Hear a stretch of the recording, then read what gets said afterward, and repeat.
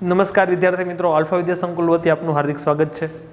વિદ્યાર્થી મિત્રો, આપણને જે આ જોડકું પૂછાણું છે એમાં અને આપણે જોડવાનું છે બની હારે.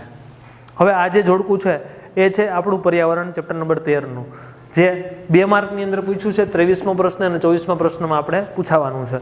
23માં કંઈક એવું કીધું છે દરિયાઈ વનસ્પતિ. હવે એને જોડવાનું છે સામે, તો દરિયાઈ વનસ્પતિ છે તો વનસ્પતિ આવશે ઉત્પાદકની અંદર. ઓકે, હવે આ વનસ્પતિને ખાવા વાળી કોણ છે? તો કે નાની માછલી. તો નાની માછલી ઉત્પાદકને જે ખાય છે એ કહેવાય પ્રાથમિક ઉપભોક્તા. હવે આ નીચે એવું લખ્યું હોય મોટી માછલી અથવા તો મગર કે વગેરે વગેરે કંઈ પણ, તો એની અંદર આવે દ્વિતીય ઉપભોક્તા. હવે આપણે આ જે પ્રશ્ન છે એ મુજબનો આપણો આન્સર શું થશે ખાસ સમજજો.